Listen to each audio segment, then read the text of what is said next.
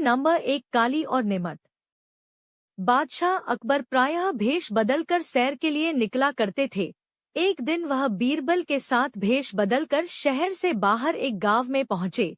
वहां बादशाह ने देखा कि एक कुत्ता रोटी के टुकड़े को, जो कई दिनों की हो जाने की वजह से सूखकर काली पड़ गई थी, चबा चबा कर खा रहा था। अचानक बादशाह को दिल्लगी करने की सूझी। वह बोले, बीरबल, देखा, वह कुत्ता काली को खा रहा है। काली बीरबल की माँ का नाम था। वह समझ गए कि आलमपनाह दिल्लगी कर रहे हैं, किंतु इस भावना को दबाकर वे तुरंत बोले, आलमपनाह उनके लिए वही जिंदगी और नेमत है। नेमत बादशाह की माँ का नाम था। बीरबल के जवाब को सुनकर बादशाह को चुप हो जाना पड़ा। कहानी नंबर 2 किसकी जीत होगी। बादशाह अकबर जंग में जाने की तैयारी कर रहे थे। फौज पूरी तरह तैयार थी। बादशाह भी अपने घोड़े पर सवार होकर आ गए। साथ में बीरबल भी था। बादशाह ने फौज को जंग के मैदान में कूच करने का निर्देश दिया। बादशाह आगे आगे थे, पीछे पीछे उनकी विशाल फौज चली आ रही थी।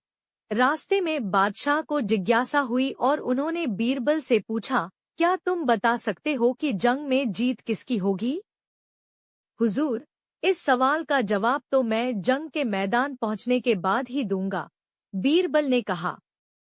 कुछ देर बाद फौज जंग के मैदान में पहुंच गई। वहां पहुंचकर बीरबल ने कहा, हुजूर, अब मैं आपके सवाल का जवाब देता हूं, और जवाब यह है कि जीत आपकी ही होगी। यह तुम अभी कैसे कह सकते हो, जबकि दुश्मन की फौज भी बहुत विशाल है? बादशाह ने शंका जाहिर की।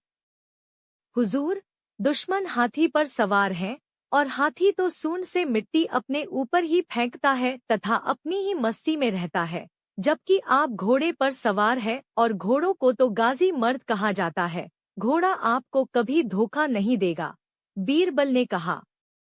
उस जंग में जीत बादशाह अकबर की ही हुई। कहानी नंबर 3 कहाँ मिलेगा बीरबल। एक दिन बीरबल बाग में टहलते हुए सुबह की ताजा हवा का आनंद ले रहा था कि अचानक एक आदमी उसके पास आकर बोला, क्या तुम मुझे बता सकते हो कि बीरबल कहाँ मिलेगा? बाग में, बीरबल बोला। वह आदमी थोड़ा सकपकाया लेकिन फिर संभल कर बोला, वह कहाँ रहता है? अपने घर में, बीरबल ने उत्तर दिया। हैरान परेशान आदमी ने फिर पूछा, तुम मुझे उसका पूरा पता ठिकाना क्यों नहीं बता देते? क्योंकि तुमने पूछा ही नहीं, बीरबल ने ऊंचे स्वर में कहा। क्या तुम नहीं जानते कि मैं क्या पूछना चाहता हूँ? उस आदमी ने फिर सवाल किया। नहीं, बीरबल का जवाब था। वह आदमी कुछ देर के लिए चुप हो गया। बीरबल का टहलना जारी था। उस आदमी ने सोचा कि मुझे इससे यह पूछना चाहिए कि क्या तुम बीरबल को जानते हो? वह फिर बीरबल के पास जा पहुंचा, बोला, बस मुझे केवल इतना बता दो कि क्या तुम बीरबल को जानते हो? हाँ, मैं जानता हूँ, जवाब मिला। तुम्हारा क्या नाम है? आदमी ने पूछा। बीरबल, बीरबल ने उत्तर दिया। अब वह आदमी भौचक्का रह गया। वह बीरबल से इतनी देर से बीरबल का पता पूछ रहा था और बीरबल था कि बताने को तैयार नहीं हुआ कि वही बीरबल है।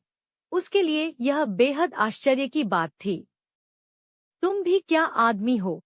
कहता हुआ वह कुछ नाराज सा लग रहा था। मैं तुमसे तुम्हारे ही बारे में पूछ रहा था और तुम न जाने क्या क्या ऊटपटांग बता रहे थे। बताओ, तुमने ऐसा क्यों किया? मैंने तुम्हारे सवालों का सीधा सीधा जवाब दिया था, बस। अंततः वह आदमी भी बीरबल की बुद्धि की तीक्ष्णता देख मुस्कुराए बिना न रह सका। कहानी नंबर 5 कुल कौए कितने हैं। एक दिन अकबर अपने मंत्री बीरबल के साथ अपने महल के बाग में घूम रहे थे। अकबर बागों में उड़ते कौओं को देखकर कुछ सोचने लगे और बीरबल से पूछा, क्यों बीरबल, हमारे राज्य में कुल कितने कौए होंगे? बीरबल ने कुछ देर अंगुलियों पर कुछ हिसाब लगाया और बोले, हुजूर, हमारे राज्य में कुल मिलाकर 95,463 कौए हैं। तुम इतना विश्वास से कैसे कह सकते हो? हुजूर, आप खुद गिन लीजिए, बीरबल बोले। अकबर को कुछ इसी प्रकार के जवाब का अंदेशा था। उन्होंने ने पूछा, बीरबल, यदि इससे कम हुए तो इसका मतलब है कि कुछ कौए अपने रिश्तेदारों से मिलने दूसरे राज्यों में गए हैं। और यदि ज्यादा हुए तो इसका मतलब यह है हुजूर कि कुछ कौए अपने रिश्तेदारों से मिलने हमारे राज्य में आए हैं। बीरबल ने मुस्कुराकर जवाब दिया। अकबर एक बार फिर मुस्कुरा कर रह गए। कहानी नंबर 4, खाने के बाद लेटना। किसी समय बीरबल ने अकबर को यह कहावत सुनाई थी कि खाकर लेट जा और मारकर भाग जा, यह सयाने लोगों की पहचान है। जो लोग ऐसा करते हैं, जिंदगी में उन्हें किसी भी प्रकार का दुख नहीं उठाना पड़ता। एक दिन अकबर को अचानक ही बीरबल की यह कहावत याद आ गई। दोपहर का समय था। उन्होंने सोचा, बीरबल अवश्य ही खाना खाने के बाद लेटता होगा। आज हम उसकी इस बात को गलत सिद्ध कर देंगे। उन्होंने एक नौकर को अपने पास बुलाकर पूरी बात समझाई और बीरबल के पास भेज दिया। नौकर ने अकबर का आदेश बीरबल को सुना दिया। बीरबल बुद्धिमान तो थे ही, उन्होंने समझ लिया कि बादशाह ने उसे क्यों तुरंत आने के लिए कहा है। इसलिए बीरबल ने भोजन करके नौकर से कहा, ठहरो, मैं कपड़े बदलकर तुम्हारे साथ ही चल रहा हूँ। उस दिन बीरबल ने पहनने के लिए चुस्त पाजामा चुना। पाजामे को पहनने के बाद वह कुछ देर के लिए बिस्तर पर लेट गए। पाजामा पहनने के बहाने वे काफी देर बिस्तर पर लेटे रहे, फिर नौकर के साथ चल दिए। जब बीरबल दरबार में पहुंचे तो अकबर ने कहा, कहो बीरबल, खाना खाने के बाद आज भी लेटे या नहीं? बिल्कुल लेटा था जहांपनाह। बीरबल की बात सुनकर अकबर ने क्रोधित स्वर में कहा, इसका मतलब तुमने हमारे हुक्म की अवहेलना की है। हम तुम्हें हुक्म उर्दूली करने की सजा देंगे। जब हमने खाना खाकर तुरंत बुलाया था, फिर तुम लेटे क्यों? बादशाह सलामत, मैंने आपके हुक्म की अवहेलना कहाँ की है? मैं तो खाना खाने के बाद कपड़े पहनकर सीधा आपके पास ही आ रहा हूँ। आप तो पैगाम ले जाने वाले से पूछ सकते हैं। अब ये अलग बात है कि ये चुस्त पाजामा पहनने के लिए ही मुझे लेटना पड़ा था। बीरबल ने सहज भाव से उत्तर दिया। अकबर बादशाह बीरबल की चतुरता को समझ गए। कहानी नंबर 6, फौरन हाजिर करो। बादशाह अकबर एक सुबह उठते ही अपनी दाढ़ी खुजलाते हुए बोले, अरे कोई है? तुरंत एक सेवक हाजिर हुआ। उसे देखते ही बादशाह बोले, जाओ, जल्दी बुलाकर लाओ, फौरन हाजिर करो। सेवक की समझ में कुछ नहीं आया कि किसे बुलाकर लाए, किसे हाजिर करे। बादशाह से पलटकर सवाल करने की तो उसकी हिम्मत ही नहीं थी। उस सेवक ने यह बात दूसरे सेवक को बताई, दूसरे ने तीसरे को और तीसरे ने चौथे को। इस तरह सभी सेवक इस बात को जान गए और सभी उलझन में पड़ गए कि किसे बुलाकर लाएं, किसे हाजिर करें। बीरबल सुबह घूमने निकले थे। उन्होंने बादशाह के निजी सेवकों को भागदौड़ करते देखा तो समझ गए कि जरूर बादशाह ने कोई अनोखा काम बता दिया होगा जो इनकी समझ से बाहर है। उन्होंने एक सेवक को बुलाकर पूछा, क्या बात है? यह भागदौड़ किस लिए हो रही है? सेवक ने बीरबल को सारी बात बताई। महाराज, हमारी रक्षा करें, हम समझ नहीं पा रहे हैं कि किसे बुलाना है। अगर जल्दी बुलाकर नहीं ले गए तो हम पर आफत आ जाएगी। बीरबल ने पूछा, यह बताओ कि हुक्म देते समय बादशाह क्या कर रहे थे? बादशाह के निजी सेवक, जिसे हुक्म मिला था, उसे बीरबल के सामने हाजिर किया गया तो उसने बताया, जिस समय मुझे तलब किया उस समय तो बिस्तर पर बैठे अपनी दाढ़ी खुजला रहे थे। बीरबल तुरंत सारी बात समझ गए और उनके होठों पर मुस्कान उभर आई। फिर उन्होंने उस सेवक से कहा, तुम हज्जाम नाई को ले जाओ। सेवक हज्जाम को बुला लाया और उसे बादशाह के सामने हाजिर कर दिया। बादशाह सोचने लगे, मैंने इससे यह तो बताया ही नहीं था कि किसे बुलाकर लाना है, फिर यह हज्जाम को लेकर कैसे हाजिर हो गया? बादशाह ने सेवक से पूछा, सच बताओ, हज्जाम को तुम अपने मन से ले आए हो या किसी ने उसे ले आने का सुझाव दिया था? सेवक घबरा गया। लेकिन बताए बिना भी तो छुटकारा नहीं था, बोला। बीरबल ने सुझाव दिया था, जहांपनाह। बादशाह बीरबल की बुद्धि पर खुश हो गए। इस वीडियो को देखने के लिए आपका बहुत बहुत धन्यवाद। आपकी समर्थन के लिए मैं दिल से आभारी हूँ। अगर आपको यह वीडियो पसंद आया हो तो कृपया इसे लाइक करें और मेरे चैनल को सब्सक्राइब करना न भूलें, ताकि आपको इसी तरह की और भी सामग्री मिल सके। आपके कमेंट्स और फीडबैक मेरे लिए बहुत मायने रखते हैं। नमस्कार। हिंदी कहानियाँ श्रीदेवी चैनल में आपका स्वागत है। यहाँ हम आपको अकबर और बीरबल की मजेदार और शिक्षाप्रद कहानियाँ सुनाएंगे। तो हमारे साथ जुड़े रहिए और हर हफ्ते नई कहानियों का आनंद लीजिए। धन्यवाद। कहानी नंबर 1, पहरेदारी करनी पड़ेगी। अकबर बादशाह को मजाक करने की आदत थी। एक दिन उन्होंने नगर के सेठों से कहा, आज से तुम लोगों को पहरेदारी करनी पड़ेगी। सुनकर सेठ घबरा गए और बीरबल के पास पहुंचकर अपनी फरियाद रखी। बीरबल ने उन्हें हिम्मत बंधाई, तुम सब अपनी पगड़ियों को पैर में और पायजामों को सिर पर लपेटकर रात्रि के समय में नगर में चिल्ला चिल्ला कर कहते फिरो, अब तो आन पड़ी है। उधर बादशाह भी भेष बदलकर नगर में गश्त लगाने निकले। सेठों का यह निराला स्वांग देखकर बादशाह पहले तो हंसे, फिर बोले, यह सब क्या है? सेठों के मुखिया ने कहा, जहांपनाह, हम सेठ जन्म से गुड़ और तेल बेचने का काम सीख कर आए हैं, भला पहरेदारी क्या कर पाएंगे? अगर इतना ही जानते होते तो लोग हमें बनिया कहकर क्यों पुकारते? बादशाह अकबर बीरबल की चाल समझ गए और अपना हुक्म वापस ले लिया। कहानी नंबर 2, पंडित जी। शाम ढलने को थी। सभी आगंतुक धीरे धीरे अपने घरों को लौटने लगे थे। तभी बीरबल ने देखा कि एक मोटा सा आदमी शर्माता हुआ चुपचाप एक कोने में खड़ा है। बीरबल उसके निकट आता हुआ बोला, लगता है तुम कुछ कहना चाहते हो। बेहिचक कह डालो जो कहना है, मुझे बताओ, तुम्हारी क्या समस्या है? वह मोटा व्यक्ति सकुचाता हुआ बोला, मेरी समस्या यह है कि मैं पढ़ा लिखा नहीं हूँ। मैंने अपनी शिक्षा पर ध्यान नहीं दिया, जिसका मुझे खेद है। मैं भी समाज में सिर उठाकर सम्मान से जीना चाहता हूँ, पर अब नहीं लगता है ऐसा कभी नहीं हो पाएगा। नहीं, कोई देर नहीं, ऐसा जरूर होगा यदि तुम हिम्मत न हारो और परिश्रम करो। तुम में भी योग्यता है, बीरबल ने कहा, लेकिन ज्ञान पाने में तो सालों लग जाएंगे। मोटे आदमी ने कहा, मैं इतना इंतजार नहीं कर सकता। मैं तो यह जानना चाहता हूँ कि क्या कोई ऐसा तरीका है कि चुटकी बजाते ही प्रसिद्धि मिल जाए? प्रसिद्धि पाने का ऐसा आसान रास्ता तो कोई नहीं है, बीरबल बोला।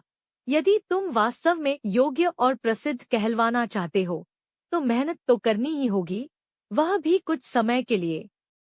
यह सुनकर मोटा आदमी सोच में डूब गया। नहीं, मुझ में इतना धैर्य नहीं है, मोटे आदमी ने कहा। मैं तो तुरंत ही प्रसिद्धि पाकर पंडित जी कहलवाना चाहता हूँ। ठीक है, बीरबल बोला, इसके लिए तो एक ही उपाय है। कल तुम बाजार में जाकर खड़े हो जाना।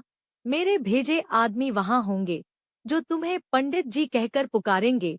वे बार बार जोर जोर से ऐसा कहेंगे, इससे दूसरे लोगों का ध्यान इस ओर जाएगा। वे भी तुम्हें पंडित जी कहना शुरू कर देंगे। ऐसा होना स्वाभाविक भी है, लेकिन हमारा नाटक तभी सफल होगा जब तुम गुस्सा दिखाते हुए उन पर पत्थर फेंकने लगोगे या हाथ में लाठी लेकर उनको दौड़ाना होगा तुम्हें। लेकिन सतर्क रहना, गुस्से का सिर्फ दिखावा भर कराना है तुम्हें, किसी को चोट नहीं पहुंचनी चाहिए। उस समय तो वह मोटा आदमी कुछ समझ नहीं पाया और घर लौट गया। अगली सुबह वह मोटा आदमी बीरबल के कहे अनुसार व्यस्त बाजार में जाकर खड़ा हो गया। तभी बीरबल के भेजे आदमी वहां आ पहुंचे और तेज स्वर में कहने लगे, पंडित जी, पंडित जी, पंडित जी। मोटे आदमी ने यह सुन अपनी लाठी उठाई और भाग पड़ा उन आदमियों के पीछे, जैसे सच ही में पिटाई कर देगा। बीरबल के भेजे आदमी वहां से भाग निकले, लेकिन पंडित जी, पंडित जी, का राग आलापना उन्होंने नहीं छोड़ा। कुछ ही देर बाद आवारा लड़कों का वहां घूमता समूह पंडित जी, पंडित जी चिल्लाता हुआ उस मोटे आदमी के पास आ धमका। बड़ा मजेदार दृश्य उपस्थित हो गया था। मोटा आदमी लोगों के पीछे दौड़ रहा था और लोग पंडित जी, पंडित जी कहते हुए नाच गाकर चिल्ला रहे थे। अब मोटा आदमी पंडित जी के नाम से प्रसिद्ध हो गया। जब भी लोग उसे देखते तो पंडित जी कहकर ही संबोधित करते। अपनी ओर से तो लोग यह कहकर उसका मजाक उड़ाते थे कि वह उन पर पत्थर फेंकेगा या लाठी लेकर उनके पीछे दौड़ेगा। लेकिन उन्हें क्या पता था कि मोटा तो चाहता ही यही था, वह प्रसिद्ध तो होने ही लगा था। इसी तरह महीनों बीत गए। मोटा आदमी भी थक चुका था। वह यह भी समझ गया था कि लोग उसे सम्मानवश पंडित जी नहीं कहते, बल्कि ऐसा कहकर तो वे उसका उपहास करते हैं। लोग जान गए थे कि पंडित जी कहने से उसे गुस्सा आ जाता है। वह सोचता था कि शायद लोग मुझे पागल समझते हैं। यह सोचकर वह इतना परेशान हो गया कि फिर से बीरबल के पास जा पहुंचा। वह बोला, मैं मात्र पंडित जी कहलाना नहीं चाहता, वैसे मुझे स्वयं को पंडित कहलवाना पसंद है और कुछ समय तक यह सुनना मुझे अच्छा भी लगा। लेकिन अब मैं थक चुका हूँ। लोग मेरा सम्मान नहीं करते, वो तो मेरा मजाक उड़ाते हैं। मोटे आदमी को वास्तविकता का आभास होने लगा था। मोटे आदमी को यह कहता देख बीरबल हंसता हुआ यह बोला, मैंने तो तुमसे पहले ही कह दिया था कि तुम बहुत समय तक ऐसा नहीं कर पाओगे। लोग तुम्हें वह सब कैसे कह सकते हैं जो तुम हो ही नहीं? क्या तुम उन्हें मूर्ख समझते हो? जाओ, अब कुछ समय किसी दूसरे शहर में जाकर बिताओ। जब लौटो तो उन लोगों को नजरअंदाज कर देना जो तुम्हें पंडित जी कहकर पुकारें। एक अच्छे सभ्य व्यक्ति की तरह आचरण करना। शीघ्र ही लोग समझ जाएंगे कि पंडित जी कहकर तुम्हारा उपहास करने में कुछ नहीं रखा और वे ऐसा कहना छोड़ देंगे। मोटे आदमी ने बीरबल के निर्देश पर अमल किया। जब वह कुछ माह बाद दूसरे शहर से लौटकर आया तो लोगों ने उसे पंडित जी कहकर परेशान करना चाहा, लेकिन उसने कोई ध्यान न दिया। अब वह मोटा आदमी खुश था कि लोग उसे उसके असली नाम से जानने लगे हैं। वह समझ गया था कि प्रसिद्धि पाने की सरल राह कोई नहीं है। कहानी नंबर 3, पान वाले को चुना। एक बार बादशाह अकबर को पान की तलब हुई। उन्होंने अपने एक खास पान वाले को पान लगाने के लिए कहा। उसने पान बनाकर बादशाह को दे दिया। बादशाह ने चुपचाप पान खाया और उस पान वाले को अगले दिन आधा किलो चूना दरबार में लेकर आने को कहा।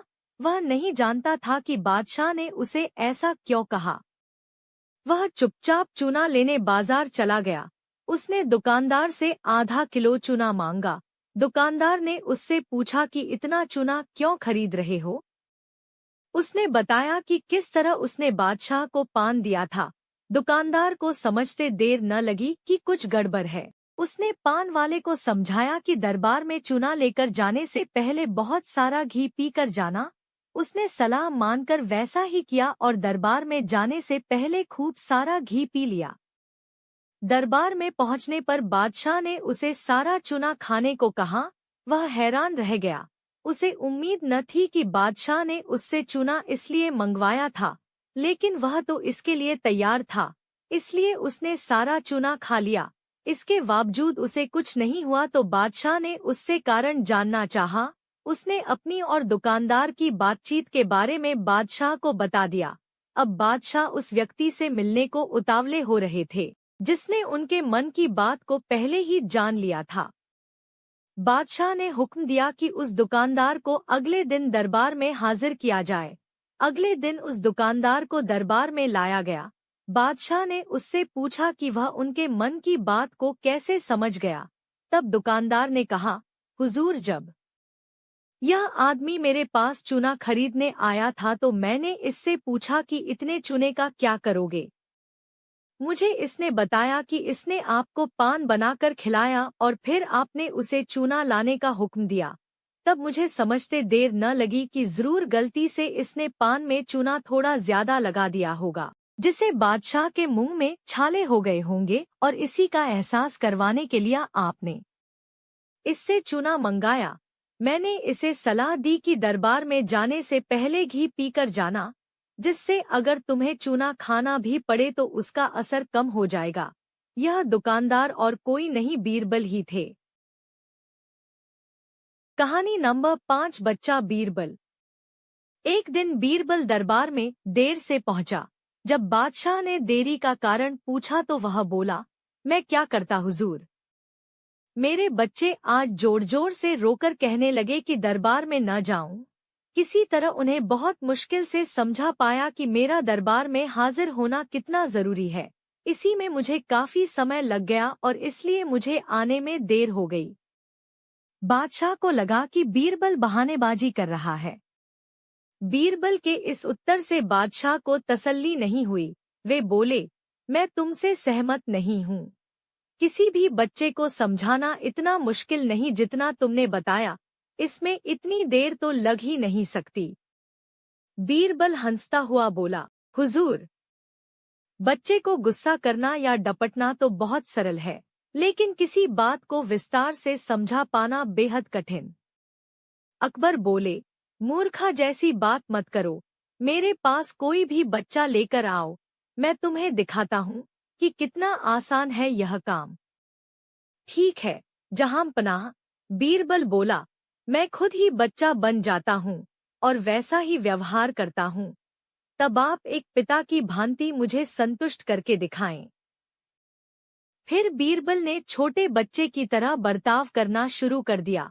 उसने तरह तरह के मुंह बनाकर अकबर को चिढ़ाया और किसी छोटे बच्चे की तरह दरबार में यहाँ वहाँ उछलने कूदने लगा। उसने अपनी पगड़ी जमीन पर फेंक दी। फिर वह जाकर अकबर की गोद में बैठ गया और लगा उनकी मूंछों से छेड़छाड़ करने। बादशाह कहते ही रह गए, नहीं नहीं मेरे बच्चे, ऐसा मत करो, तुम तो अच्छे बच्चे हो ना। सुनकर बीरबल ने जोर जोर से चिल्लाना शुरू कर दिया। तब अकबर ने कुछ मिठाइयां लाने का आदेश दिया, लेकिन बीरबल जोर जोर से चिल्लाता ही रहा। अब बादशाह परेशान हो गए, लेकिन उन्होंने धैर्य बनाए रखा। वह बोले, बेटा, खिलौनों से खेलोगे? देखो कितने सुंदर खिलौने हैं। बीरबल रोता हुआ बोला, नहीं, मैं तो गन्ना खाऊंगा। अकबर मुस्कुराए और गन्ना लाने का आदेश दिया। थोड़ी ही देर में एक सैनिक कुछ गन्ने लेकर आ गया, लेकिन बीरबल का रोना नहीं थमा। वह बोला, मुझे बड़ा गन्ना नहीं चाहिए, छोटे छोटे टुकड़े में कटा गन्ना दो। अकबर ने एक सैनिक को बुलाकर कहा कि वह एक गन्ने के छोटे छोटे टुकड़े कर दे। यह देखकर बीरबल और जोर से रोता हुआ बोला, नहीं, सैनिक गन्ना नहीं काटेगा, आप खुद काटे इसे। अब बादशाह का मिजाज बिगड़ गया, लेकिन उनके पास गन्ना काटने के अलावा और कोई चारा न था, और करते भी क्या? खुद अपने ही बिछाए जाल में फंस गए थे वह। गन्ने के टुकड़े करने के बाद उन्हें बीरबल के सामने रखते हुए बोले, अकबर, लो इसे खा लो बेटा। अब बीरबल ने बच्चे की भांति मचलते हुए कहा, नहीं, मैं तो पूरा गन्ना ही खाऊंगा। बादशाह ने एक साबुत गन्ना उठाया और बीरबल को देते हुए बोले, लो पूरा गन्ना और रोना बंद करो। लेकिन बीरबल रोता हुआ ही बोला, नहीं, मुझे तो इन छोटे टुकड़ों से ही साबुत गन्ना बनाकर दो। कैसी अजब बात करते हो तुम, यह भला कैसे संभव है? बादशाह के स्वर में क्रोध भरा था, लेकिन बीरबल रोता ही रहा। बादशाह का धैर्य चुक गया। बोले, यदि तुमने रोना बंद नहीं किया तो मार पड़ेगी। अब बच्चे का अभिनय करता बीरबल उठ खड़ा हुआ और हंसता हुआ बोला, नहीं नहीं, मुझे मत मारो हुजूर। अब आपको पता चला कि बच्चे की बेतुकी जिदों को शांत करना कितना मुश्किल काम है। बीरबल की बात से सहमत थे अकबर। बोले, हाँ ठीक कहते हो, रोते चिल्लाते जिद पर अड़े बच्चे को समझाना बच्चों का खेल नहीं। इस वीडियो को देखने के लिए आपका बहुत बहुत धन्यवाद। आपकी समर्थन के लिए मैं दिल से आभारी हूँ। अगर आपको यह वीडियो पसंद आया हो तो कृपया इसे लाइक करें और मेरे चैनल को सब्सक्राइब करना न भूलें ताकि आपको इसी तरह की और भी सामग्री मिल सके। आपके कमेंट्स और फीडबैक मेरे लिए बहुत मायने रखते हैं। एक अफसर। एक बार वजीर अबुल फजल ने अकबर बादशाह के सामने बीरबल से कहा, बीरबल, तुम्हें अकबर बादशाह ने सुअर और कुत्तों का अफसर नियुक्त किया है। इस पर बीरबल ने कहा, बहुत खूब, तब तो आपको भी मेरी आज्ञा में रहना पड़ेगा। यह सुनते ही अकबर बादशाह हंस पड़े और वजीर अबुल फजल ने लज्जित होकर अपना सिर झुका लिया। कहानी नंबर 2। आगरा कौन सा रास्ता जाता। अकबर को शिकार का बहुत शौक था। वे किसी भी तरह शिकार के लिए समय निकल ही लेते थे। बाद में वे अपने समय के बहुत ही अच्छे घुड़सवार और शिकारी भी कहलाए। एक बार राजा अकबर शिकार के लिए निकले। घोड़े पर सरपट दौड़ते हुए उन्हें पता ही नहीं चला और केवल कुछ सिपाहियों को छोड़कर बाकी सेना पीछे रह गई। शाम घिर आई थी। सभी भूखे और प्यासे थे और समझ गए थे कि वो रास्ता भटक गए हैं। राजा को समझ नहीं आ रहा था कि वह किस तरफ जाएं।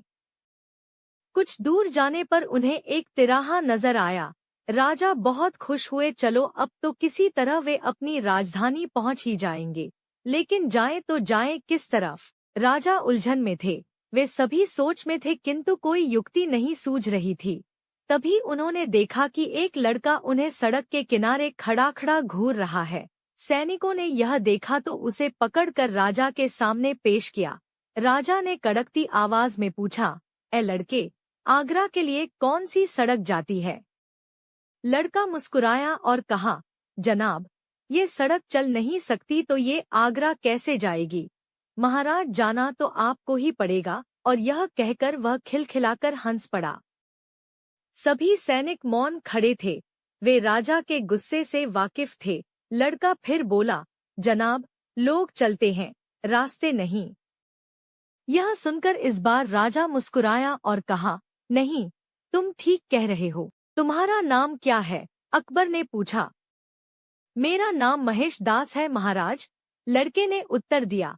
और आप कौन हैं? अकबर ने अपनी अंगूठी निकालकर महेश दास को देते हुए कहा, तुम महाराजा अकबर, हिंदुस्तान के सम्राट से बात कर रहे हो। मुझे निडर लोग पसंद हैं। तुम मेरे दरबार में आना और मुझे ये अंगूठी दिखाना। ये अंगूठी देखकर मैं तुम्हें पहचान लूंगा। अब तुम मुझे बताओ कि मैं किस रास्ते पर चलूं ताकि मैं आगरा पहुंच जाऊं। महेश दास ने सिर झुकाकर आगरा का रास्ता बताया और जाते हुए हिंदुस्तान के सम्राट को देखता रहा। इस तरह अकबर भविष्य के बीरबल से मिले। कहानी नंबर 3। आत्मविश्वास सबसे बड़ा हथियार। अकबर और बीरबल के बीच कभी कभी ऐसी बातें भी हुआ करती थी जिनकी परख करने में जान का खतरा रहता था। एक बार अकबर ने बीरबल से पूछा, बीरबल, संसार में सबसे बड़ा हथियार कौन सा है? बीरबल ने जवाब दिया, बादशाह सलामत। संसार में सबसे बड़ा हथियार है आत्मविश्वास। अकबर ने बीरबल की इस बात को सुनकर अपने दिल में रख लिया और किसी समय इसकी परख करने का निश्चय किया। दैवयोग से एक दिन एक हाथी पागल हो गया। ऐसे में हाथी को जंजीरों में जकड़ कर रखा जाता था। अकबर ने बीरबल के आत्मविश्वास की परख करने के लिए उधर तो बीरबल को बुलवा भेजा और इधर हाथी के महावत को हुक्म दिया कि जैसे ही बीरबल को आता देखे वैसे ही हाथी की जंजीर खोल दे। बीरबल को इस बात का पता नहीं था। जब वे बादशाह अकबर से मिलने उनके दरबार की ओर जा रहे थे तो पागल हाथी को छोड़ा जा चुका था। बीरबल अपनी ही मस्ती में चले जा रहे थे कि उनकी नजर पागल हाथी पर पड़ी जो चिंघाड़ता हुआ उनकी तरफ आ रहा था। बीरबल हाजिर जवाब, बेहद बुद्धिमान, चतुर और आत्मविश्वासी थे। वे समझ गए कि बादशाह अकबर ने आत्मविश्वास और बुद्धि की परीक्षा के लिए ही पागल हाथी को छुड़वाया है। दौड़ता हुआ हाथी सूंड को उठाए तेजी से बीरबल की ओर चला आ रहा था। बीरबल ऐसे स्थान पर खड़े थे कि वह इधर-उधर भागकर भी नहीं बच सकते थे। ठीक उसी वक्त बीरबल को एक कुत्ता दिखाई दिया। हाथी बहुत निकट आ गया था, इतना करीब कि वह बीरबल को अपनी सूंड में लपेट लेता। तभी बीरबल ने झटपट कुत्ते की पिछली दोनों टांगें पकड़ी और पूरी ताकत से घुमाकर हाथी पर फेंका। बुरी तरह घबराकर चीखता हुआ कुत्ता जब हाथी से जाकर टकराया तो उसकी भयानक चीखें सुनकर हाथी भी घबरा गया और पलटकर भागा। अकबर को बीरबल की इस बात की खबर मिल गई और उन्हें यह मानना पड़ा कि बीरबल ने जो कुछ कहा है वह सच है। आत्मविश्वास ही सबसे बड़ा हथियार है। कहानी नंबर 4, ईमानदार जनता।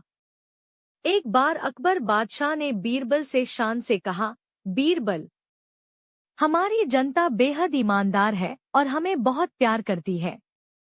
बीरबल ने तुरंत उत्तर दिया, बादशाह सलामत। आपके राज्य में कोई भी पूरी तरह ईमानदार नहीं है, नहीं वो आपसे ज्यादा प्यार करती है। यह तुम क्या कह रहे हो बीरबल? मैं अपनी बात को साबित कर सकता हूँ, बादशाह सलामत। ठीक है, तुम हमें साबित करके दिखाओ, बादशाह अकबर बोले। बीरबल ने नगर में ढिंढोरा पिटवा दिया कि बादशाह सलामत एक भोज करने जा रहे हैं। उसके लिए सारी प्रजा से अनुरोध है कि कल सुबह दिन निकलने से पहले हर आदमी एक एक लोटा दूध डाल दे। कड़ाहे रखवा दिए गए हैं, उनमें हर आदमी दूध डाल जाए। हर आदमी ने यही सोचा कि जहां इतना दूध इकट्ठा होगा वहां उसके एक लोटे पानी का क्या पता चलेगा। आता हर आदमी कड़ाहों में पानी डाल गया। सुबह जब अकबर ने उन कड़ाही को देखा जिनमें जनता से दूध डालने को कहा गया था तो दंग रह गए। उन कड़ाहों में तो केवल सफेद पानी था। अकबर को वस्तुस्थिति का पता चल गया। कहानी नंबर 5, ईश्वर जो करता है अच्छा ही करता है। बीरबल एक ईमानदार तथा धर्मप्रिय व्यक्ति था। वह प्रतिदिन ईश्वर की आराधना बिना नागा किया करता था। इससे उसे नैतिक व मानसिक बल प्राप्त होता था। वह अक्सर कहा करता था कि ईश्वर जो कुछ भी करता है मनुष्य के भले के लिए ही करता है। कभी कभी हमें ऐसा लगता है कि ईश्वर हम पर कृपा दृष्टि नहीं रखता, लेकिन ऐसा होता नहीं। कभी कभी तो उसके वरदान को भी लोग शाप समझने की भूल कर बैठते हैं। वह हमको थोड़ी पीड़ा इसलिए देता है ताकि बड़ी पीड़ा से बच सकें। एक दरबारी को बीरबल की ऐसी बातें पसंद न आती थी। एक दिन वही दरबारी दरबार में बीरबल को संबोधित करता हुआ बोला, देखो ईश्वर ने मेरे साथ क्या किया। कल शाम को जब मैं जानवरों के लिए चारा काट रहा था तो अचानक मेरी छोटी उंगली कट गई। क्या अब भी तुम यही कहोगे कि ईश्वर ने मेरे लिए यह अच्छा किया है? कुछ देर चुप रहने के बाद बोला बीरबल, मेरा अब भी यही विश्वास है, क्योंकि ईश्वर जो कुछ भी करता है मनुष्य के भले के लिए ही करता है। सुनकर वह दरबारी नाराज हो गया कि मेरी तो उंगली कट गई और बीरबल को इसमें भी अच्छाई नजर आ रही है। मेरी पीड़ा तो जैसे कुछ भी नहीं। कुछ अन्य दरबारियों ने भी उसके सुर में सुर मिलाया। तभी बीच में हस्तक्षेप करते हुए बादशाह अकबर बोले, बीरबल, हम भी अल्लाह पर भरोसा रखते हैं, लेकिन यहाँ तुम्हारी बात से सहमत नहीं। इस दरबारी के मामले में ऐसी कोई बात नहीं दिखाई देती जिसके लिए उसकी तारीफ की जाए। बीरबल मुस्कराता हुआ बोला, ठीक है जहां पनाह, समय ही बताएगा। अब 3 महीने बीत चुके थे। वह दरबारी जिसकी उंगली कट गई थी घने जंगल में शिकार खेलने निकला हुआ था। एक हिरन का पीछा करते वह भटककर आदिवासियों के हाथों में जा पड़ा। वे आदिवासी अपने देवता को प्रसन्न करने के लिए मानव बलि में विश्वास रखते थे। अतः वे उस दरबारी को पकड़कर मंदिर में बलि चढ़ाने के लिए ले गए। लेकिन जब पुजारी ने उसके शरीर का निरीक्षण किया तो हाथ की एक उंगली कम पाई। नहीं, इस आदमी की बलि नहीं दी जा सकती। मंदिर का पुजारी बोला, यदि 9 उंगलियों वाले इस आदमी को बलि चढ़ा दिया गया तो हमारे देवता बजाय प्रसन्न होने के क्रोधित हो जाएंगे। अधूरी बलि उन्हें पसंद नहीं। हमें महामारियों, बाढ़ या सूखे का प्रकोप झेलना पड़ सकता है, इसलिए इसे छोड़ देना ही ठीक होगा। और उस दरबारी को मुक्त कर दिया गया। अगले दिन वह दरबारी दरबार में बीरबल के पास आकर रोने लगा। तभी बादशाह भी दरबार में आ पहुंचे और उस दरबारी को बीरबल के सामने रोता देखकर हैरान रह गए। तुम्हें क्या हुआ, रो क्यों रहे हो? अकबर ने सवाल किया। जवाब में उस दरबारी ने अपनी आपबीती विस्तार से कह सुनाई। वह बोला, अब मुझे विश्वास हो गया है कि ईश्वर जो कुछ भी करता है मनुष्य के भले के लिए ही करता है। यदि मेरी उंगली न कटी होती तो निश्चित ही आदिवासी मेरी बलि चढ़ा देते, इसीलिए मैं रो रहा हूँ। लेकिन ये आंसू खुशी के हैं। मैं खुश हूँ क्योंकि मैं जिंदा हूँ। बीरबल के ईश्वर पर विश्वास को संदेह की दृष्टि से देखना मेरी भूल थी। अकबर ने मंद मंद मुस्कुराते हुए दरबारियों की ओर देखा, जो सिर झुकाए चुपचाप खड़े थे। अकबर को गर्व महसूस हो रहा था कि बीरबल जैसा बुद्धिमान उसके दरबारियों में से एक है। इस वीडियो को देखने के लिए आपका बहुत बहुत धन्यवाद। आपकी समर्थन के लिए मैं दिल से आभारी हूँ। अगर आपको यह वीडियो पसंद आया हो तो कृपया इसे लाइक करें और मेरे चैनल को सब्सक्राइब करना न भूलें, ताकि आपको इसी तरह की और भी सामग्री मिल सके। आपके कमेंट्स और फीडबैक मेरे लिए बहुत मायने रखते हैं। पानी नंबर 1। सबसे अच्छा पानी। एक बार अकबर ने भरे दरबार में अपने दरबारियों से पूछा, बताओ किस नदी का पानी सबसे अच्छा है। सभी दरबारियों ने एकमत से उत्तर दिया, गंगा का पानी सबसे अच्छा होता है। लेकिन बादशाह के प्रश्न का उत्तर बीरबल ने नहीं दिया। उसे मौन देखकर बादशाह बोले, बीरबल तुम चुप क्यों हो। बीरबल बोले, बादशाह हुजूर पानी सबसे अच्छा यमुना नदी का होता है। बीरबल का यह उत्तर सुनकर बादशाह को बड़ी हैरानी हुई और बोले, तुमने ऐसा किस आधार पर कहा है, जबकि तुम्हारे धर्म ग्रंथों में गंगा नदी के पानी को सबसे शुद्ध व पवित्र बताया गया है, और तुम कह रहे हो कि यमुना नदी का पानी सबसे अच्छा होता है। बीरबल ने कहा, हुजूर मैं भला पानी की तुलना अमृत के साथ कैसे कर सकता हूँ। गंगा में बहने वाला पानी केवल पानी नहीं बल्कि अमृत है, इसीलिए मैंने कहा था कि पानी यमुना का सबसे अच्छा है। बादशाह और सभी दरबारी निरुत्तर हो गए और उन्हें मानना पड़ा कि बीरबल सही कह रहे हैं। कहानी नंबर 42। सपने का मतलब। एक रात सोते समय बादशाह अकबर ने यह अजीब सपना देखा कि केवल एक छोड़कर उनके बाकी सभी दांत गिर गए हैं। फिर अगले दिन उन्होंने देश भर के विख्यात ज्योतिषियों व नजूमियों को बुला भेजा और उन्हें अपने सपने के बारे में बताकर उसका मतलब जानना चाहा। सभी ने आपस में विचार विमर्श किया और एक मत होकर बादशाह से कहा, जहांपनाह, इसका अर्थ यह है कि आपके सारे नाते रिश्तेदार आपसे पहले ही मर जाएंगे। यह सुनकर अकबर को बेहद क्रोध हो आया और उन्होंने सभी ज्योतिषियों को दरबार से चले जाने को कहा। उनके जाने के बाद बादशाह ने बीरबल से अपने सपने का मतलब बताने को कहा। कुछ देर तक तो बीरबल सोच में डूबा रहा, फिर बोला, हुजूर, आपके सपने का मतलब तो बहुत ही शुभ है। इसका अर्थ है कि अपने नाते रिश्तेदारों के बीच आप ही सबसे अधिक समय तक जीवित रहेंगे। बीरबल की बात सुनकर बादशाह बेहद प्रसन्न हुए। बीरबल ने भी वही कहा था जो ज्योतिषियों ने, लेकिन कहने में अंतर था। बादशाह ने बीरबल को इनाम देकर विदा किया। कहानी नंबर 4। सबसे बड़ा पद। एक बार दिल्ली दरबार में बैठे हुए बादशाह अकबर ने अपने नवरत्नों से पूछा, भाई यह बताओ सबसे बड़ा पद यानी शहर कौन सा है।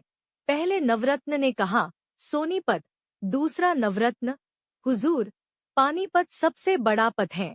तीसरे नवरत्न ने लंबी हाकी, नहीं जनाब, दलपत से बड़ा पद और कोई दूसरा नहीं है। चौथे नवरत्न ने अपना राग अलापा, सबसे बड़ा पद तो दिल्लीपत यानी दिल्ली शहर है। बीरबल चुपचाप बैठे हुए सारी बातें सुन रहे थे। अकबर ने बीरबल से कहा, तुम भी कुछ बोलो।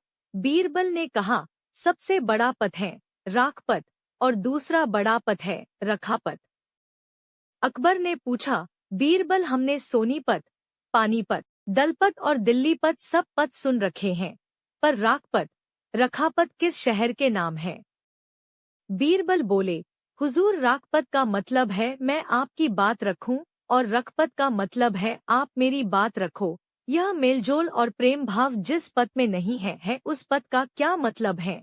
प्रेम भाव है तो जंगल में भी मंगल है और प्रेम भाव नहीं तो नगर भी नरक का द्वार है। अकबर बीरबल की बातों को सुनकर बहुत खुश हुए और उन्हें कई इनामों से नवाजा।